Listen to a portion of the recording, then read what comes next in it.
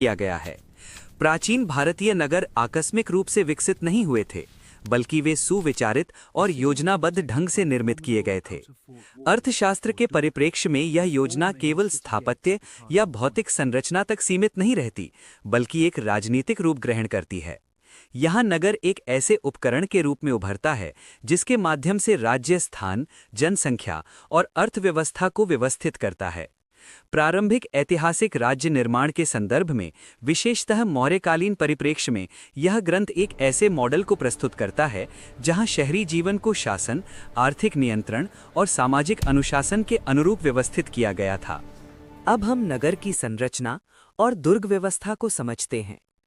अर्थशास्त्र के शहरी मॉडल में ये नगर केवल बसावट नहीं है, बल्कि चारों ओर से सुरक्षित, संरक्षित और भीतर से सुव्यवस्थित एक नियंत्रित क्षेत्र है।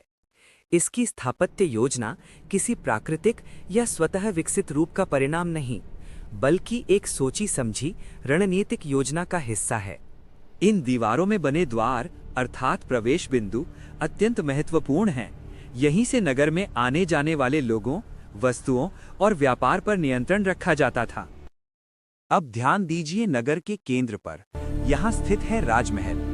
इसे सबसे सुरक्षित स्थान पर रखा गया है, क्योंकि यहीं से समस्त प्रशासन और सत्ता का संचालन होता है। राजमहल के चारों ओर प्रशासनिक भवन, कोषागार, आयुधागार और भंडार गृह व्यवस्थित रूप से स्थित होते हैं।